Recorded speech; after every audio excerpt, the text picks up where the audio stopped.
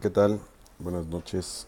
Saludos a Miguel Alberto y a los integrantes del Círculo de Lectura del Secut. Voy a intentar responder a las 6 preguntas que me enviaron sobre Francisco Tario. La primera es de Juan, dice, se conoce un poco de la personalidad de Francisco Peláez Tario. Era taciturno, risueño, enojón. Bueno, los testimonios que yo he recogido lo retratan como alguien, eh, digamos que poco amable con los extraños y extremadamente tierno, abierto con la gente que él conocía, con su círculo más cerrado, digamos, ¿no? O que daba al principio la facha de ser serio, un poco malhumorado, pero en, a la vez era alguien que disfrutaba, por ejemplo, las tertulias, como aquellas de la calle de la casa de Etla 24, ¿no?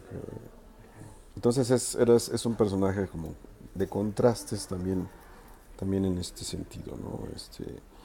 Hace unos años fui a Acapulco y recuerdo que hablé con un personaje que se asomaba a la casa de Tario porque era amigo de los hijos de Julio y de Sergio, y él decía que al principio escuchaba a ver cómo estaba el ambiente, que si el papá, que era Tario, no estaba molesto o gritaba, entonces eso me lleva a pensar a mí que también era un poco rígido, ¿no? En ciertos momentos, ¿no? Eh, pero bueno, el hermano que era Antonio Peláez o los hijos me han hablado de esto, que era alguien que en el ambiente familiar y en el ambiente de las amistades disfrutaba la compañía y era un buen conversador. Jorge pregunta cómo era el entorno personal, ya sea económico o familiar, de Tario. Pues él era hijo de un abarrotero. Su padre tenía en la calle de Mesones, en la Ciudad de México, el negocio que se llamaba la Casa Peláez. Yo en las cartas he visto que había un poco la idea por parte del padre de heredar las responsabilidades del negocio a Francisco, y que él de algún modo se resistió a ello, ¿no? Quizá al comienzo no por haberse definido como artista o como escritor, sino como que no era como parte de su temperamento el estar ahí. Eh, Le gustaba el fútbol, ¿no? Le gustaba la lectura y como que no tenía facha de negociante o de comerciante. No obstante, este negocio, la Casa Peláez, le daba una holgura económica, ¿no? Creo que no necesitó trabajar en su juventud, ¿no? Más allá de las presiones del padre que no produjeron nada en él, digamos, no lo hicieron que se responsabilizara de la Casa Peláez. eh, y al heredar en vida a sus hijos, el señor Peláez, Tario invirtió en aquellos cines de Acapulco, que eran el Rojo y el Río, ¿no? Eh,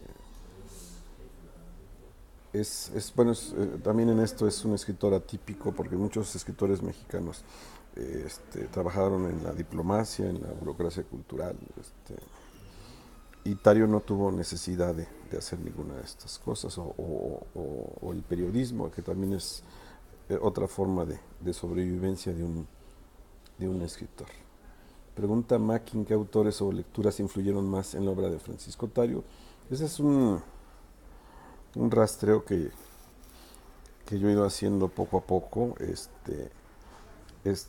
Hace unos meses heredé unos 100 libros que le pertenecieron a Francisco Tario, y sobre todo me dio gusto encontrar un primer ejemplar de 1940 de la antología de la literatura fantástica de Borges, Bioy y Silvino Campo. Entonces, si tenía la edición de 40 y él empieza a publicar en 43, yo tengo la sospecha de que fue esa lectura, específicamente la que lo empujó para llegar a lo fantástico, ¿no? La lectura de la antología de Borges, Bioy y Silvino Campo, ¿no? Hace poco escribí un texto también referido a otra influencia que puede ser la de Alfonso Reyes. En su biblioteca tenía muchos libros de Reyes, en especial el plano oblicuo, que es donde viene el cuento de la cena, que yo encuentro muy parecido en ciertas propuestas a La noche de Margaret Rose. En los dos casos hay una invitación a ir a una casa y hay un encuentro, digamos, sobrenatural como base de ese texto, ¿no? También puede pensarse en Hoffman, que es uno de los, digamos, impulsores del relato fantástico moderno. También hay textos como paralelos de Hoffman y de Tario que pueden compararse, ¿no? Entonces, estas serían algunas de las influencias. Yo creo que es interesante marcar la de la antología de la literatura fantástica, ¿no? ¿Cómo se podría catalogar el estilo literario de Francisco Tario? Pregunta Dora. Bueno, es un escritor de cuentos fantásticos. Es como la columna vertebral de su obra. Son 3 libros dedicados a esto: La noche, Tapioca Inn, Mansión para Fantasmas y Una Violeta de Más.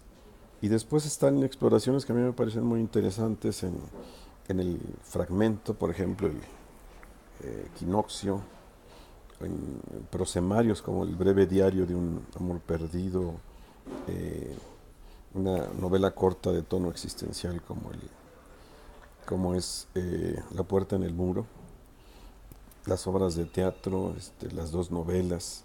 Entonces el abanico es amplio y buscó distintos registros, aunque digamos que el tono tariano, como la marca, no registrada, pero sí la marca del autor, está en un estilo que yo diría que gusta del humor, del sarcasmo y de lo virulento, ¿no?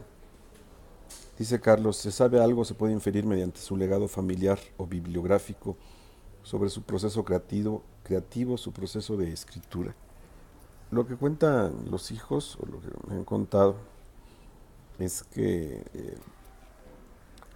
trabajaba mucho en la máquina de escribir, que, que cuando sentía que el texto ya estaba más o menos, estaba listo, digamos, ya muy afinado, con un original muy limpio, que yo he revisado esos originales y así son prácticamente, no hay marcas con pluma o con lápiz.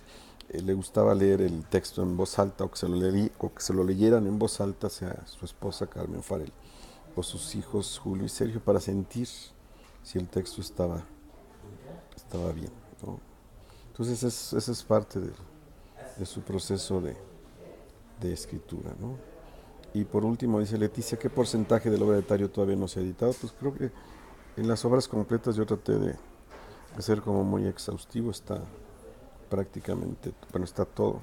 No diría que todo así en cuanto que hay notas sueltas, textos inconclusos, hay textos muy tempranos, digamos, ¿no? Como el diario de un viaje que hizo como a los 20 años por España, o una novela o relato largo que a mí me pareció como muy incoherente, muy eh, demasiado delirante, sobre un par de ancianos que son reyes octogenarios y que tienen un hijo. Bueno, no más que octogenarios, son más bien centenarios, ¿no?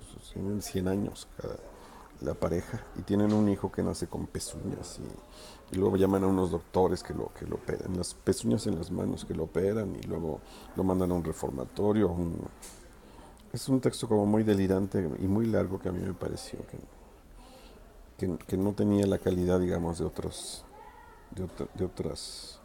textos de Francisco Tario, ¿no? El segundo tomo de las obras completas incluí yo los textos que rescaté, algunos publicados en el suplemento de novedades que dirigía Benítez, La Cultura en México, unos poemas a Carmen, que es toda una serie de poemas que le escribió a ella desde el romance hasta los años 60, poco antes de la muerte de Carmen Farel. Eh, y creo que ahí con eso se redondea la obra, ¿no? Lo demás es secundario, yo creo, ¿no? Javier García Galeano dice que el problema de unas obras completas es incluir eh, las notas de la tintorería. Entonces yo no traté de meterlo todo, sino de meter aquello que consideraba yo que tenía la calidad y que aportaba, digamos, en, el, en la visión o en la imagen global completa que podemos tener de la obra de un autor. Bueno, pues estas son mis respuestas. Los felicito por su círculo de lectura y por aquí andaré.